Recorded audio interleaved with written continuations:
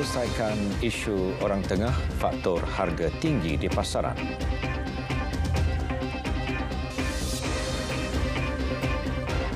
Assalamualaikum, salam Malaysia Madani, saya Muhammad Shah Musa. Susulan tragedi runtuhan di Pulau Pinang, Lembaga Pembangunan Industri Pembinaan Malaysia CIDB dan Jabatan Keselamatan dan Kesihatan Pekerjaan DOSH menyiasat punca runtuhan struktur konkrit sebuah gudang di Batu Maung.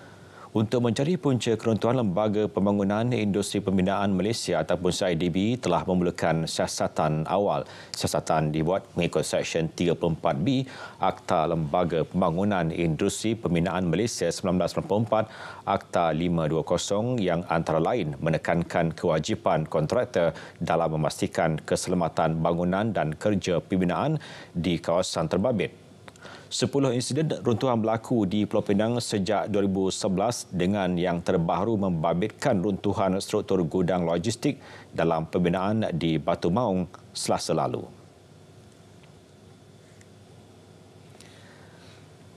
Seorang remaja perempuan berusia 15 tahun ditahan bagi membantu siasatan susulan penemuan bayi perempuan di tepi sawah padi di kampung Kubang Pangas, Kubang Rotan dekat Kuala Kedah semalam. Ketua Polis Daerah Kota Setai CP Ahmad Syukri Maakhir berkata remaja berkenaan ditahan di sekitar Kubang Rotan petang semalam. Bagaimanapun, remaja tersebut dibebaskan dengan jaminan polis bagi membolehkannya mendapatkan rawatan lanjut. Kes disiasat di bawah Seksyen 317 Kanun Kesesaan iaitu mendedahkan dan membuang kanak-kanak yang umurnya kurang daripada 12 tahun oleh ibu bapa atau penjaganya. Sabit kesalahan penjara 7 tahun atau denda atau kedua-duanya. Banjir di Kelantan. Kota Baru menjadi daerah terbaru dilanda banjir ekoran hujan berterusan sejak semalam. Setakat pukul 10 malam, jumlah penduduk terjejas banjir di Kelantan meningkat kepada 795 orang. Di Kota Baru, PPSSK Sering yang baru dibuka menempatkan 177 penduduk terjejas banjir daripada 52 keluarga.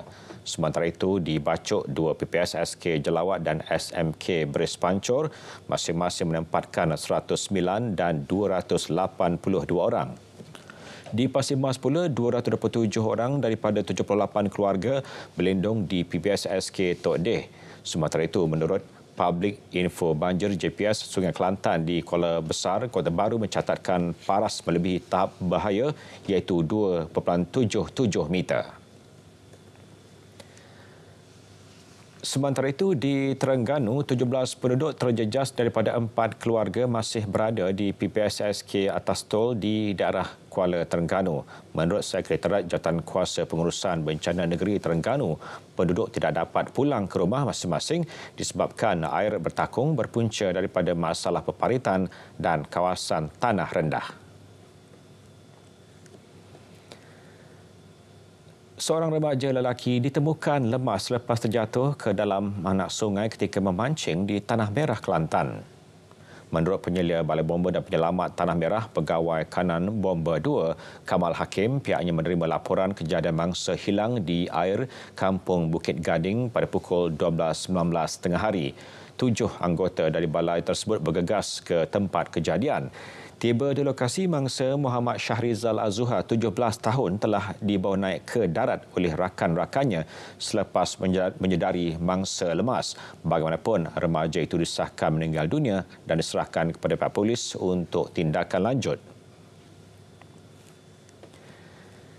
Kita ikuti rangkuman paras air di seluruh negara setakat pukul 11 malam.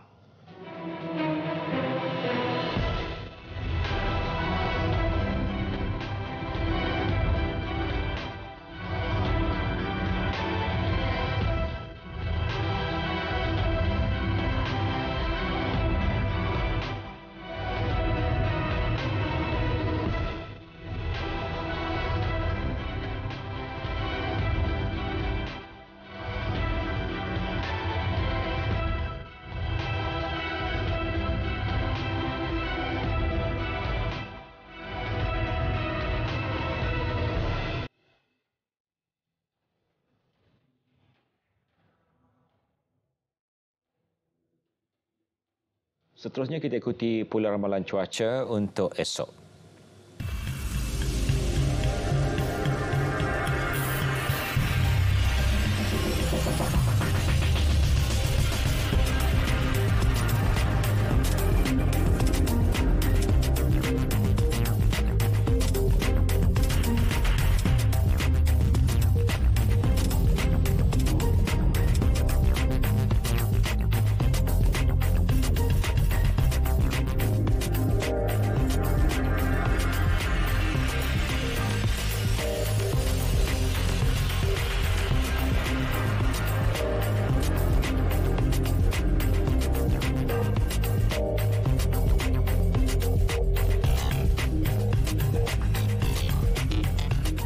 Pemantauan berkala akan terus dilakukan oleh penguatkuasa Jabatan Alam Sekitar bagi memastikan kelestarian air sungai di negara ini.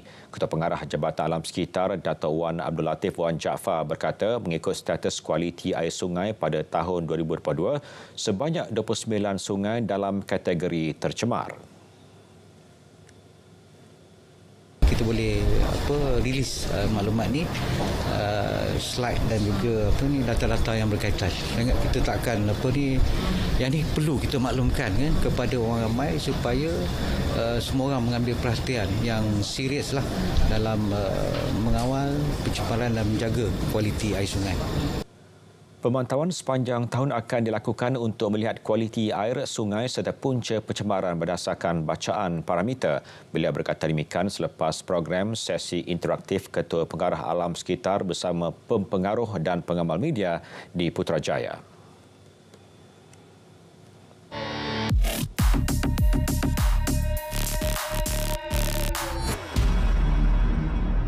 Isu IHR terus disebarkan walaupun ia tidak benar. Tular di media sosial, kononnya Malaysia telah menandatangani persetujuan pindaan peraturan kesihatan antarabangsa IHR.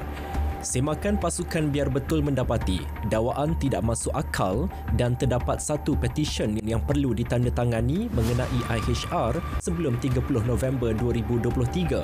Secara ringkasnya, IHR mempunyai 5 kepentingan iaitu tiada ancaman kesihatan sempadan, kukuhkan kebolehan negara kawal penyakit rentas sempadan, perjalanan dan perdagangan dijadikan lebih selamat. IHR juga galakkan perdagangan dan pelancongan di negara-negara dan cegah kemerosotan ekonomi. Keselamatan kesihatan global dipertingkat. Wujudkan sistem amaran awal untuk mengelak ancaman terhadap kesihatan dan mata pencarian orang ramai. Ancaman harian terkawal, bimbing negara untuk mengesan, menilai dan bertindak balas terhadap ancaman dan maklumkan kepada negara lain dengan pantas. Faedah semua sektor. Sediakan semua sektor untuk kemungkinan kecemasan, menerusi penyelarasan dan perkongsian maklumat. Menteri Kesihatan menegaskan kedaulatan negara kekal jadi keutamaan. Sebarang keputusan yang akan dibuat dipastikan tidak bercanggah dengan prinsip dan sensitiviti masyarakat. Henti sebar maklumat palsu, elak timbulkan kegusaran awam. Penyebaran maklumat seumpama merupakan kesalahan. Terima benah atau maklumat palsu, segera lapor ke MCMC. Biar betul, tak pasti, jangan kongsi.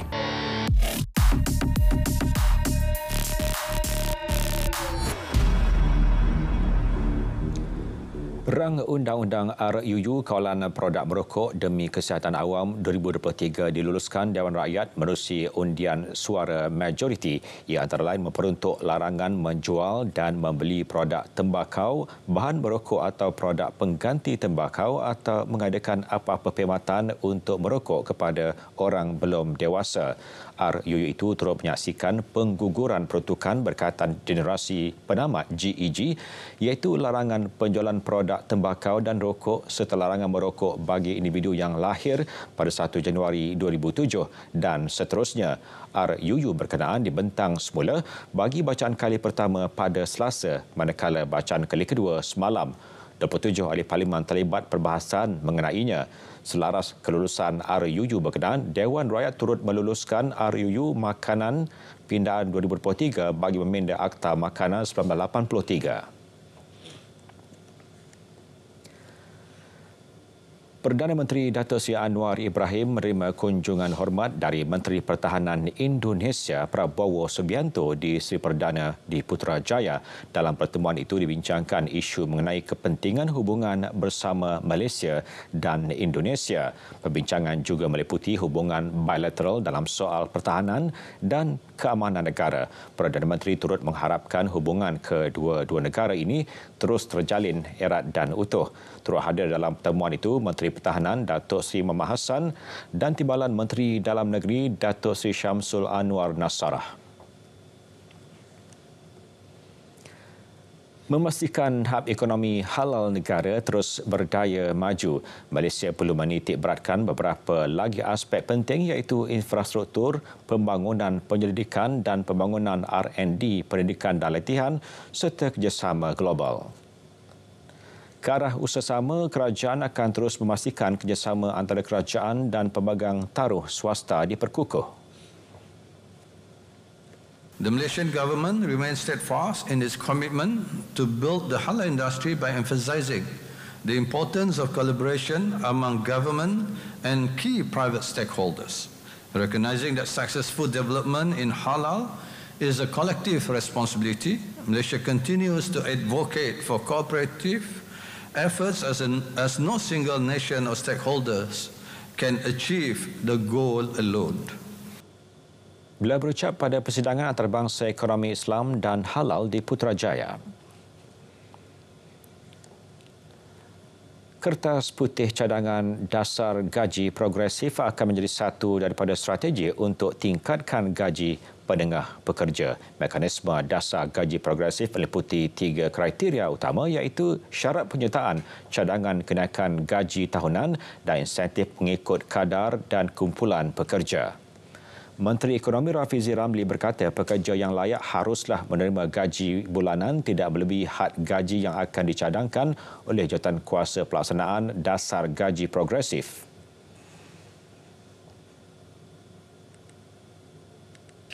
Pada tahun pertama pelaksanaan, cadangan had gaji ditetapkan untuk pekerja yang menerima gaji bulanan di bawah RM5,000 dan tidak kurang daripada gaji minima.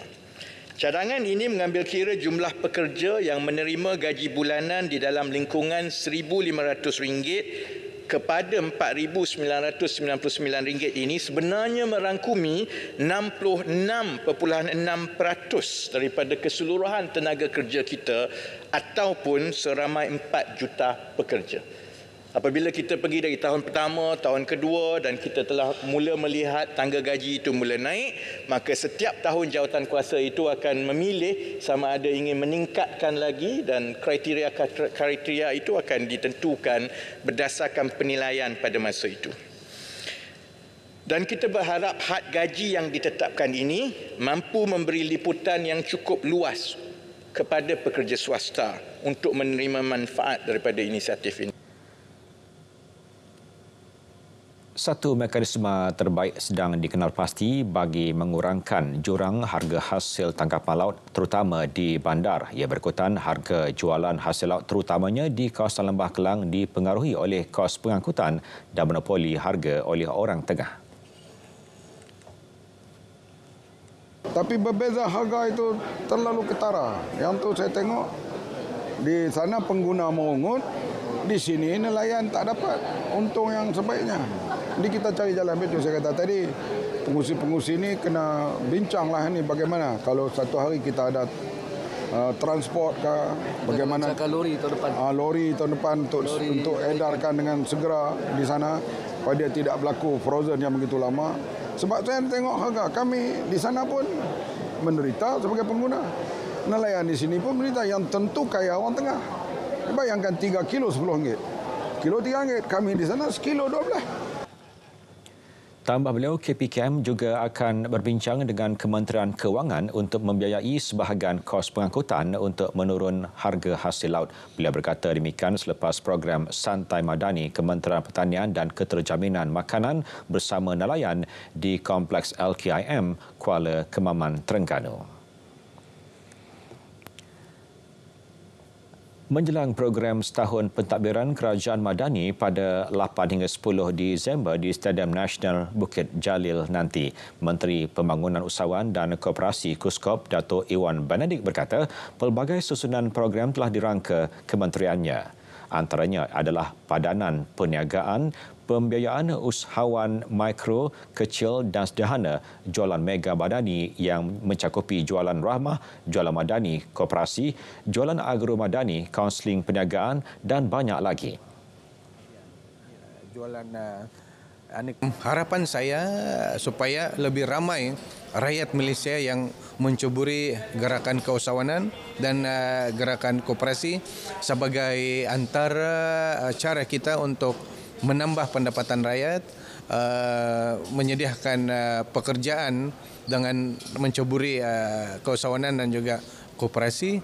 Dan yang ketiga, untuk kita melihat gerakan ini sebagai inisiatif menoktahkan kemiskinan. Lebih 183 usahawan KUSKOP juga akan mengambil peluang membuat jualan dengan menawarkan harga berpatutan. Rakyat juga berpeluang untuk melihat pencapaian kerajaan melalui pameran pencapaian semua kementerian beserta perancangan jangka masa panjang kerajaan. Malaysia yakin akan dipilih semula ke Majlis Pertubuhan Maritim Antarabangsa IMO bagi penggal 2024-2025. Ia bagi meneruskan usaha sebagai ahli aktif yang akan menjaminkan komitmen dan aspirasi negara untuk mengekalkan lautan dan dunia perkapalan yang selamat dan efisien. Tahun ini merupakan tahun ke-17 Malaysia sebagai anggota aktif Majlis IMO di mana usaha-usaha dan komitmennya terhadap dunia maritim dan perkapalan telah melonjakkan dan mengharumkan nama negara. Kita yang pertamanya sebagai ahli majlis, kita memainkan peranan untuk membantu latihan-latihan teknikal kepada negara-negara membangun dan negara-negara kepulauan. Ini memang satu inisiatif yang penting. Bukan saja kita dapat memberikan bantuan dari segi latihan teknikal, tetapi ia juga menunjukkan bahawa kita memainkan peranan dan tanggungjawab yang penting dalam dunia. Jadi ini sudah tentu dapat juga menambah baik nama negara, mengharumkan nama negara. Dan secara keseluruhannya memperkukuhkan hubungan Malaysia dengan dunia luar. Anton Loke berada di London untuk menghadiri Perhimpunan Agung IMO ke-33 dan sedang melobi sokongan lebih 170 negara anggota pertubuhan ini. Turut hadir Pesuruhjaya Tinggi Malaysia di United Kingdom, Dato' Zakri Jaafar dan Setiausaha Agung IMO, Kitak Lim. 147 kandungan berunsur kebencian berkaitan konflik Palestin-Israel diturunkan dengan kerjasama penyedia platform media sosial. Menteri Komunikasi dan Digital Fahmi Fadil berkata tindakan itu dilakukan bagi tempoh 1 Oktober sehingga 15 November lepas.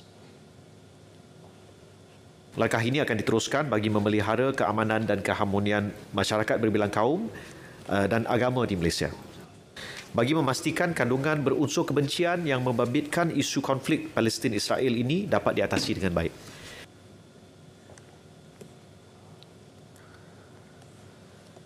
Sokongan dan perhatian Malaysia terhadap nasib rakyat Palestin tidak pernah surut. Puspanita Cawangan Kementerian Komunikasi dan Digital PCKKD melalui program Solidariti Palestin berusaha menyebar kesedaran mengenai isu Palestin, sejarah konflik dan impak terhadap rakyatnya dan Islam sejagat. Saya kagum atas kesungguhan dan keprihatinan ahli-ahli puspanita untuk inisiatif ini. Dalam masa sama, saya rasa syukur dan berbangga atas usaha berbagai agensi bagi membiayakan program yang amat berbahagia ini. Akhir kata, saya sekali lagi, marilah semua kita berdoa, kita melakukan sokongan kita terus menokong keselamatan kesejahteraan bumi Palestin. Beliau berkata demikian ketika berucap di Majlis Peresmian Program Solidariti Palestin. Dalam majlis itu, tetamu turut menunaikan solat hajat yang dipimpin oleh Al-Fadil Ustaz Syamsul Hakim serta membaca kunut nazilah dan Solidariti Palestin. Lebih 9 juta ringgit diperuntukkan dalam pelaksanaan inisiatif di bawah program bidang tumpuan khusus kepada golongan sasar dalam Belanjawan Negeri 2023. Inisiatif tersebut sebagai galakan bagi meningkatkan pengeluaran hasil produk pertanian serta ternakan yang berkualiti dalam memastikan keperluan makanan sentiasa mencukupi di Negeri Sembilan. Kerajaan negeri memandang serius dalam usaha memajukan sektor pertanian di Negeri Sembilan. Maka dalam Belanjawan Negeri 2023 jumlah 9.05 juta telah diperuntukkan bagi tujuan tersebut. Antaranya 1 juta diperuntukkan bagi program tabung agro, satu usaha antara Kerajaan Negeri Sembilan dan Agrobank dalam bentuk pinjaman mudah tanpa faedah kepada pengusaha dan usahawan tani bagi memperkukuhkan lagi aktiviti pertanian yang sedang diusahakan supaya dapat mencapai skala yang lebih besar sekaligus dapat menggandakan produktiviti pertanian ini. Beliau berucap demikian pada majlis penyerahan inisiatif belanjawan di bawah program bidang tumpuan satu jaminan bekalan makanan Kerajaan Negeri tahun 2023 di Sendayan.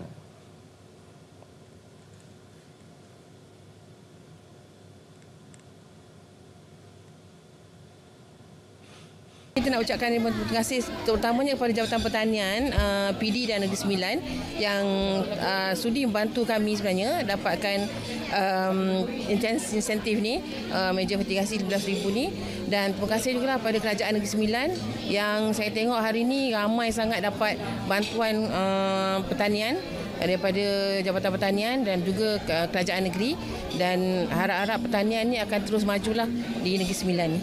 Kerajaan negeri boleh mempertingkatkan dan boleh mempertingkatkan yang mana usahawan-usahawan yang ada berdaya saing untuk dibantu dan memberi selain daripada intensif juga dari segi latihan macam mana untuk pergi untuk yang lebih jauh untuk pergi ke tahap internasional. Pemutihan akan dilakukan terhadap tanah Taman Kekal Pengeluaran Makanan TKPM dan lesen nelayan di Melaka agar tidak disalahguna pihak tidak bertanggungjawab. Ekoran petani terpaksa membayar sewa tanah 3 kali ganda dari sewa asal. Tegas Esko Negeri Dr. Muhammad Akmal Saleh, tanah TKPM dan lesen tamat tahun ini akan disiasat terlebih dahulu. Tetapi dari segi housekeeping, penguatkuasaan dan juga kita nak tengok adakah sama ada polisi ini benar-benar memanfaat untuk rakyat ataupun tidak. Jadi di bawah kepimpinan Yang Amat Berhormat Ketua Menteri Melaka telah mengarahkan saya agar tidak ada lagi ahli-ahli baba yang menekan para petani kita. Jadi bermula daripada tahun 2024 ni, insya-Allah semua tanah-tanah TKPM yang dah habis dia punya tempoh tu, kita akan selaraskan semula permohonan. Jabatan Kemajuan Masyarakat KEMAS terima peruntukan 20 juta ringgit untuk program pratahfiz seluruh negara. Ia usaha melahirkan 100,000 kanak-kanak hufaz menjelang 2026. Projek rintis dilaksana awal tahun ini melibatkan 100 kelas seluruh negara. 4,000 kelas disasar dapat dilaksana tahun depan dengan 450 daripadanya di Terengganu. Konsepnya fokus 38 surah pada juzuk ke-30. Sebenarnya program ni kalau anak yang umur 5 tahun, 2 tahun tu, insyaAllah kalau dengan kaedah ni, kaedah pengajaran ni, dia bukan macam tahfiz yang dewasa. Dewasa ni dia duduk, dia menghafaz. Tapi kaedah kita yang untuk sesuaikan dengan anak-anak di tabika ni, yang umur 5 dan 6 tahun, kita berkonsepkan fun learning. Maknanya dia menghafaz tu dengan cara bermain, bernyanyi, melakukan gerakan. Jadi dengan cara inilah mereka ni boleh menguasai, boleh menghafal ayat-ayat ni. Tahun Melawat Melaka 2024 TMM 2024, Ketua Menteri Dato' Seri Abdul Rauf Yusof berkata ia akan dimulakan dengan Karnival Islamik pada 25 Disember di Stadium Hang Jebat, Kerubung. Lokasi pelancaran akan diadakan di Sungai Melaka Fasa 2. Persiapan untuk pelancaran tersebut sudah melebihi 50%.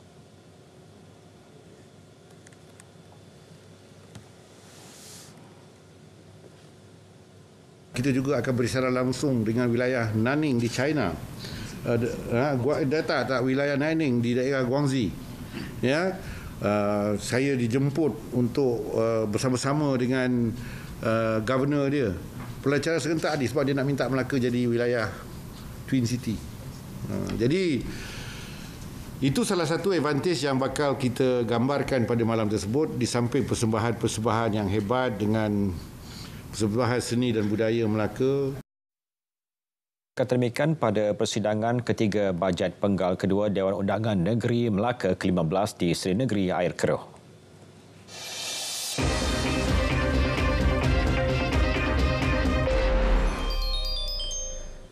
Perkembangan sukan, skuad bola sepak kebangsaan mendaki 7 anak tangga dalam ranking terbaru Persekutuan Bola Sepak Antarabangsa FIFA. Perkara tersebut dikongsikan Persatuan Bola Sepak Malaysia FM di laman Facebook rasmi. Harimau Melaya yang berada pada ranking ke-137 dunia pada Oktober lalu kini berada di kedudukan 130 selepas kemaskini terbaru FIFA. Peningkatan skuad Harimau Melaya itu dilakar menerusi 2 kemenangan dalam kelayakan Piala Dunia 2026 Piala Asia 2027 pada minggu lalu. Pasukan negara menundukkan Kyrgyzstan yang berada di tangga ke-97 dengan jaringan 4-3 pada saingan yang berlangsung di Stadium Nasional Bukit Jalil. Disusuli kemenangan ke atas Taiwan 1-0 di Stadium Perbandaran Taipei. Kedudukan terbaru itu adalah yang terbaik dicapai Harimau Melaya dalam tempoh 17 tahun selepas menduduki ranking ke-124 dunia pada 2006. Konfederasi Hoki Malaysia MHC meminta pertimbangan Kementerian Belia dan Sukan KBS untuk menyalurkan peruntukan dana secukupnya kepada Institut Sukan Negara ISN. Ini bagi membolehkan ISN memberi perkhidmatan terbaik kepada semua persatuan sukan sebagai usaha mempertingkatkan prestasi atlet di kejohanan tempatan dan antarabangsa. Menjelaskan situasi dihadapi MHC, Presidennya Datuk Seri Subhan Kamal berkata pihaknya berdepan kesukaran untuk mendapatkan kemudahan fasiliti gym yang diminta kepada ISN.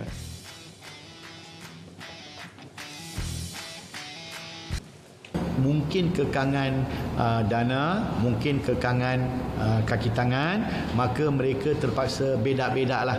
Because hoki is not the only sport, ya. Ada banyak sukan-sukan lain yang mereka perlu beri tumpuan. So we're not complaining. ISN tak pernah suka. ISN support us all the way, but they cannot fulfill 100% what we want.